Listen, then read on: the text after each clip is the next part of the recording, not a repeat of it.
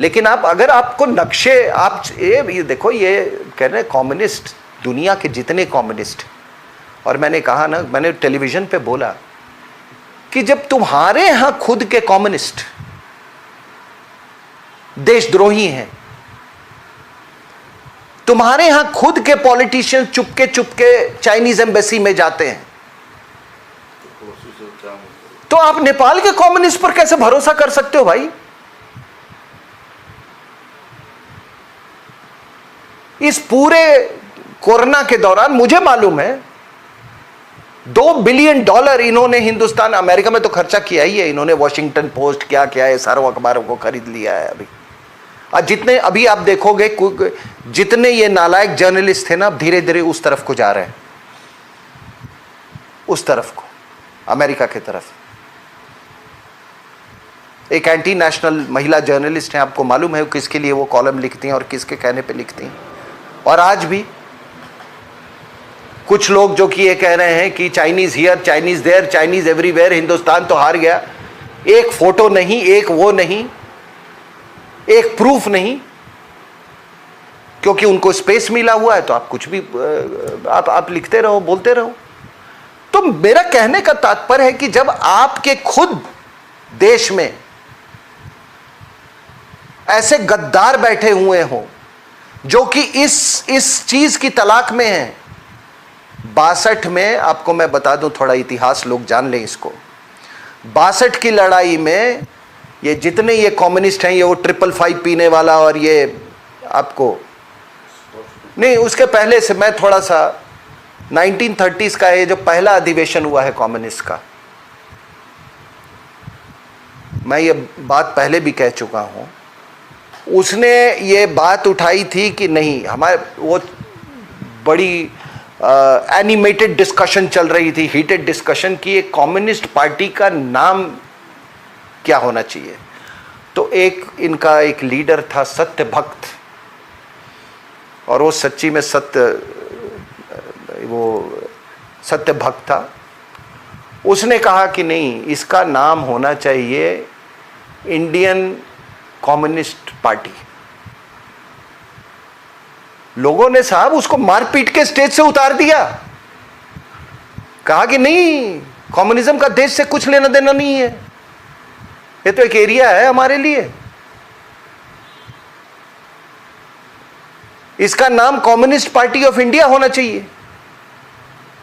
उसके बाद आप देख रहे हैं कि पार्टीशन के टाइम में एक इनका जनरल सेक्रेटरी होता था, अधिकारी, उसने कहा था पाकिस्तान बननी चाहिए। उसके बाद ये जितने जिहादी थे, जब पाकिस्तान, एक तो आपको मैंने बताया ना कि ये जब 1946 इलेक्शंस में, ये तो मैंने आप सबको मालूम है कि 46 इलेक्शंस में 86% Muslims voted for Muslim league. ये कहते हैं ना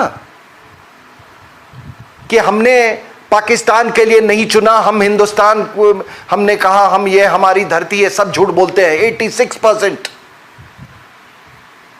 अगर किसी ने इंडिया के लिए वोट दिया था तो वो थे ये बुनकर, जो अपने ये बुनकर भाई लोग हैं, जिनको अंसारी भी इनके कई लोग टाइट, उन लोगों ने किया। तो इन लोगों ने, जब ये पाकिस्तान बन गया तो इन्होंने एक बहुत अच्छा रास्ता चुन लिया, ये बन गए कम्युनिस्ट, और फिर कम्युनिस्ट के तरीके से जिहाद चलाने लगे। फिर क्या बना जी, progressive writers association of India. क्या तुम प्रोग्रेसिव था? एक बेबुनियाद बकवास भाषा उर्दू में, ना जिसका कोई इतिहास, ना जिसका कोई शुरुआत और जिसका कोई अंत भी नहीं है। भाषाएं ऐसी नहीं बनती हैं, भाषाएं ऐसी नहीं बनती हैं कि उससे ले लिया कुछ और लेके मिला के है, उसमें कुछ पर्शियन का वर्ड डाल दिया और आपने भाषा बना ली। तो इन लोगों ने, ये संगीतकार हो गए, ये वो हो गए, और वो मुझे तो साहब ना कोई बहुत वो वो नजाकत वाली कोई उर्दू बोलता है ना, वो जितना नजाकत से बोलता है उतना ही बड़ा फरेब मुझे लगता है, फरेबी लगता है वो। ऐसे लगता है कि जैसे मतलब उसके मतलब फरेब उसके जुबान से टपक रही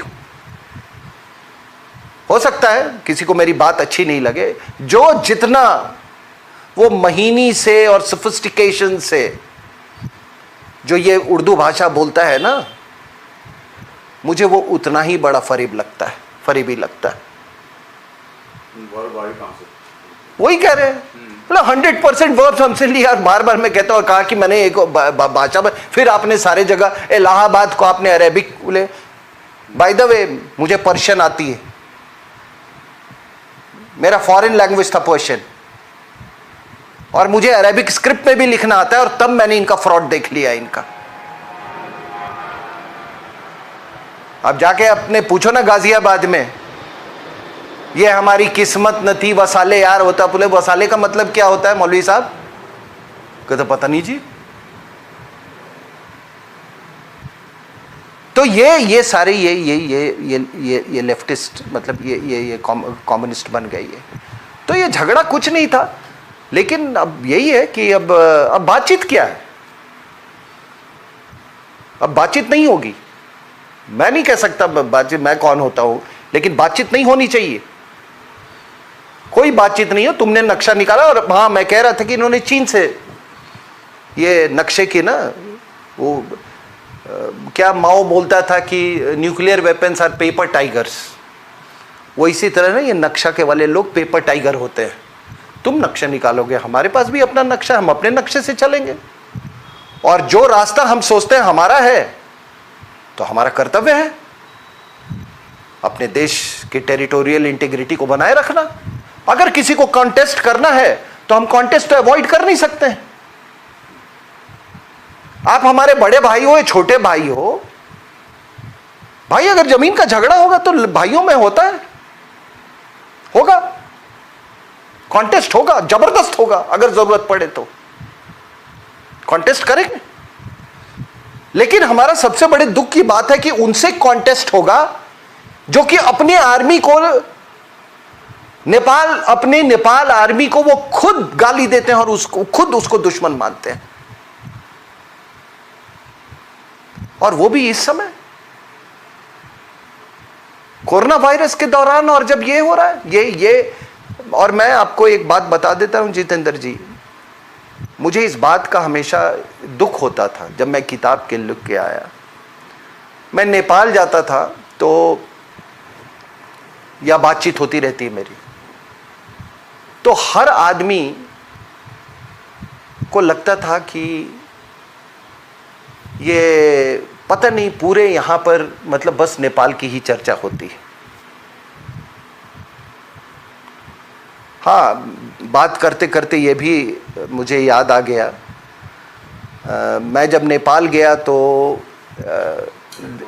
मैं एयरपोर्ट वापस आ रहा था, तो एयरपोर्ट पे मैंने वो टैक्सी वाले को देखा, मैंने भैया गाड़ी रोको 2 मिनट। एक बड़ा सा hoarding, welcome to Nepal gateway to China, ठीक है। वो मैंने उसका फोटो लिया, आपके इंडियन डिफेंस रिव्यू के वो आर्टिकल में वो पूरा वो फोटो छपा। तो मैं किस चीज़ की इसके पहले बात कर रहा था, ये हाँ, तो वो नक्शे का, तो नक्शे का इन्होंने, अब जैसे चाइना ने क्या किया है, south China international court of justice ने उनके फेवर में दे दिया। हम नहीं मानते जी, हम नहीं मानते। तो भाई नक्शा तो सबको ही बनाता है ना, और सबके देश में पार्लियामेंट होती है। नक्शा उस पर तो किसी का वो है नहीं, आप नक्शे बनाते जाओ। अब बात है कॉन्टेस्ट होने की, तो बात होगी, कॉन्टेस्ट को होगा। लेकिन ये बड़े दुख की बात है कि ऐसी ताकतें अभी नेपाल पे बैठी हुई हैं, और जो मतलब इनको अपने मुल्क से भी लगाव नहीं है। ये जो अभी बैठे हुए हैं, इनको कोई मुल्क से अपने लगाव नहीं। जैसे हमारे यहाँ कम्युनिस्ट है ना, आप देखो, आप बोल दो, कि ये कोरोना वायरस जो है वहां से ये बायोलॉजिकल वॉरफेयर है, चुप बैठ जाएंगे। जिंगजियांग में मुस्लिम्स का क्या हो रहा है उस पर चुप ये कर देंगे। अब कोई चुप्पी क्यों साधता है? एक 25% आइडियोलॉजी के कारण, 75% पैसे के कारण। और मैं सरकारी हैसियत से कुछ नेबरिंग कंट्री से मैं डील कर रहा था, अपने नेबरिंग कंट्रीज से, नेपाल भी उसमें शामिल था। जितने चाइनीज फर्म्स हैं जितेंद्र जी, बाकियों का तो मार्जिन हो सकता है 1% होगा, ये 3% तक इनको इजाजत है ब्राइब देने का, चाइनीज फर्म्स को 3% उसमें ये किसी को खरीद लेते हैं ये। अब वो क्या मतलब है, उसकी क्वालिटी हमको उस समय, आज से कोई 10-15 साल पहले की बात है, इनके जो इक्विपमेंट सप्लाई करते थे तो मुझे याद है कि म्यांमार वगैरह में तो आर्टिलरी गन्स हर दूसरे दिन फटते रहते थे और गाली भी देते थे उनको, लेकिन कोई चारा ही नहीं था। और आज भी यही ये होगा। लेकिन ये कम्युनिस्ट कभी भी देशभक्त हो ही नहीं सकता है। तो अगर हम इस नतीजे पे पहुंचते हैं कि ये देश की राय नहीं है, ये कम्युनिस्टों की ये चाल है, तो फिर हमको अकॉर्डिंगली हमको कार्रवाई करनी चाहिए। और इसमें हर कुछ जायज है, हर कुछ जायज है।